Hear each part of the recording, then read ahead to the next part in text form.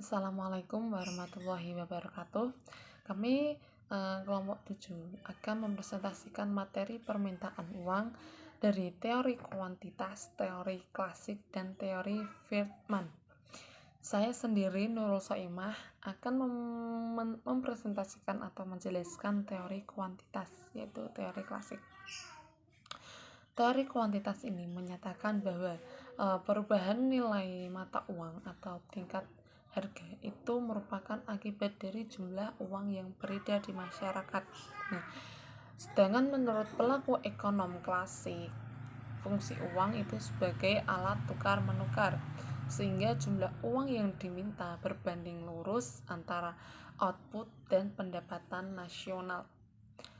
Ketika masyarakat ini menginginkan uang dengan berjumlah banyak atau bertambahnya jumlah uang yang beredar di masyarakat, itu mengakibatkan nilai mata uang itu menjadi menurun. Nah, sedangkan menurunnya nilai mata uang itu akan mengakibatkan tingkat harga itu naik atau yang bisa disebut dengan inflasi. Dalam teori ini ada persamaan, yaitu M kali V sama dengan P kali Y. Apabila jumlah uang beredar itu semakin banyak atau M-nya itu naik, maka P kali Y-nya itu juga ikut sama dengan seperti M-nya, karena juga harus beriringan. Nah, dengan hal ini, apabila masyarakat itu transaksinya menggunakan kartu kredit atau debit, nah itu bisa menjadi pengurangan jumlah uang yang beredar di masyarakat, maka M-nya itu turun. Yang bisa dikatakan persamaannya yaitu M kali Y bagi M. Kemudian ada pelaku ekonomi yaitu Irving Fisher beralasan bahwa pendapatan dilakukan oleh institusi dalam perekonomian yang mempengaruhi cara individu melakukan transaksinya. Ketika pelaku individu itu transaksinya banyak atau cepat, maka perputaran itu juga akan mengikuti dengan cepat gitu. Terus sebaliknya, kalau masyarakat itu menggunakan transaksi uang tunai atau uang real, nah itu akan mengakibatkan atau mempengaruhi jumlah uang yang beredar banyak atau M-nya itu akan naik gitu. Nah, Fisher ini, ekonom klasik Fisher, itu berpendapat bahwa bentuk institut dan teknologi kecepatan itu akan menurun karena tadi ya masyarakat itu menggunakan transaksinya itu menggunakan uang tunai atau uang real. Terus dalam Fisher ini ada persamaan, yaitu M kali V sama dengan P kali T. Tadi kan P kali Y, kalau sekarang P kali T. T itu apa? T adalah total jumlah transaksi yang dilakukan oleh pelaku ekonomi, yang terutama itu masyarakat. Nah, Fisher ini berpikiran bahwa upah yang sangat fleksibel sehingga meyakini bahwa tingkat output agregat Y yang dihasilkan dalam perekonomian selama kondisi normal akan tetap pada tingkat pengerjaan penuh atau full employment.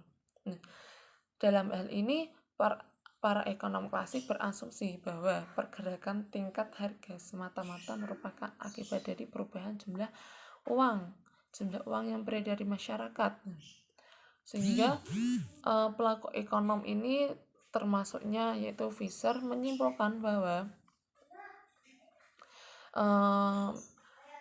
meyakini bahwa orang yang memegang uang hanya bentuk untuk melakukan transaksi dan tidak mempunyai kebebasan bertindak dalam jumlah uang yang dipegang tersebut. Nah, sekian dari penjelasan saya, akan dilanjutkan oleh rekan saya yaitu tentang teori Keynes. Wassalamualaikum warahmatullahi wabarakatuh. Baik, di sini saya akan melanjutkan penjelasan dari rekan saya yang sudah menjelaskan mengenai teori permintaan uang klasik, dan di sini saya akan melanjutkan penjelasan mengenai teori permintaan uang dari Keynes. Yang perlu kita ketahui, apa sih teori permintaan uang Keynes? Permintaan uang Keynes memiliki arti yaitu adalah pasar uang adalah pertemuan antara permintaan akan uang yang di sini disimbolkan dengan MD atau money demand dengan penawaran uang atau money supply. Begitu. MD sendiri adalah kebutuhan masyarakat akan uang tunai untuk menunjang kegiatan ekonominya. Kemudian MS atau money supply adalah jumlah uang yang disediakan oleh pemerintah dan bank-bank, yaitu meliputi uang giral dan uang kartal. Yang kedua, di sini ada teori keuangan yang dikemukakan oleh Keynes. Pada umumnya itu dibagi menjadi 3. Yang pertama adalah tujuan-tujuan masyarakat untuk meminta menggunakan uang, dan yang kedua adalah faktor-faktor yang menentukan tingkat bunga, dan yang terakhir adalah efek perubahan penawaran uang terhadap kegiatan ekonomi negara. Terkait tujuan untuk meminta memegang uang itu dapat diklasifikasikan menjadi 3. Yang pertama ada motif transaksi atau transaction motif. Yang kedua ada motif berjaga-jaga atau precautionary motif, dan yang terakhir ada motif spekulasi atau speculation motif. Begitu. Motif transaksi atau transaction motif itu timbul karena uang digunakan untuk melakukan pembayaran secara reguler terhadap transaksi yang dilakukan. Begitu. Sedangkan motif berjaga-jaga atau precautionary motif itu adalah selain untuk membiayai transaksi, uang diminta oleh masyarakat untuk diperlukan di masa yang akan mendatang yang sifatnya berjaga-jaga. Begitu. Dan yang ketiga itu ada motif spekulasi atau speculation motif. Itu pada suatu sistem ekonomi modern di mana lembaga keuangan masyarakat sudah mengalami perkembangan yang sangat pesat, sehingga mendorong masyarakatnya untuk menggunakan uangnya bagi kegiatan spekulasi, yaitu disimpan atau digunakan untuk membeli surat-surat berharga seperti obligasi pemerintah, saham, atau instrumen lainnya. Begitu. Yang selanjutnya adalah tingkat bunga. Apa sih itu tingkat bunga?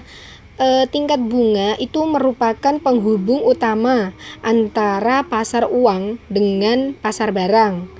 Sebab tingkat bunga menentukan berapa pengeluaran investasi yang direncanakan oleh investor, dan selanjutnya pengeluaran investasi ini menentukan tingkat permintaan agregat atau permintaan secara keseluruhan. Begitu. Begitu penjelasan dari saya. Yang selanjutnya akan dilanjutkan oleh rekan saya mengenai teori permintaan Friedman. Selanjutnya saya akan membaca materi tentang teori permintaan uang Friedman. Menurut pandangan Friedman, permintaan uang ditentukan oleh faktor-faktor tingkat harga, suku bunga, obligasi, suku bunga ekuitas, modal fisik, dan kekayaan. Mengenai peran harga dalam membentukkan permintaan uang, Friedman berpendapat karena memegang uang adalah salah satu cara untuk menyimpan kekayaan. Model permintaan uang real masih dalam bentuk umum. Secara spesifik, bentuk fungsi masih sangat dipengaruhi oleh faktor-faktor lain seperti perkembangan institusi keuangan dan kelembagaan lainnya. Terus selanjutnya itu faktor yang mempengaruhi permintaan uang. Yang pertama itu jumlah uang beredar. Uang beredar dapat didefinisikan dalam arti sempit dalam kurung M1 dan dalam arti luas M2. M1 meliputi uang kertal dan dipegang masyarakat dan uang giral, sedangkan M2 meliputi M1 dan uang kuasai. Bank Umum Rakyat atau BVR saat ini tidak dapat menghimpun dana dalam bentuk giro yang setiap saat dapat ditarik dan ditukarkan. Selanjutnya itu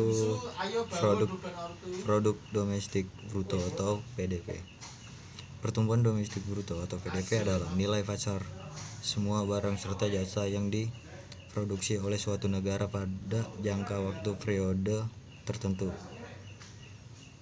Salah satu cara menghitung pendapatan nasional itu pertumbuhan domestik bruto berbeda dengan produk nasional bruto karena memasukkan pendapat yang berasal dari faktor produksi luar negeri.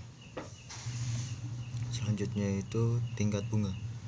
Bunga bank dapat ditarik sebagai balas jasa yang diberikan oleh bank berdasarkan prinsip konvensional kepada nasabah yang membeli atau menjual produknya. Bunga bagi bank juga dapat diartikan sebagai harga yang harus dibayar kepada nasabah yang memiliki simpanan dan harga yang harus dibayar oleh nasabah kepada bank. Selanjutnya itu inflasi. Inflasi adalah kecenderungan dari harga-harga untuk naik secara umum dan terus-menerus. Akan tetapi bila kenaikan harga hanya dari satu atau dua barang saja, tidak disebut inflasi kecuali bila kenaikan tersebut meluas atau menyebabkan kenaikan sebagai besar dari harga barang-barang ini. Sekian dan terima kasih. Mungkin presentasi dari kami cukup. Kalau ada pertanyaan silakan. Sekian dan terima kasih. Assalamualaikum.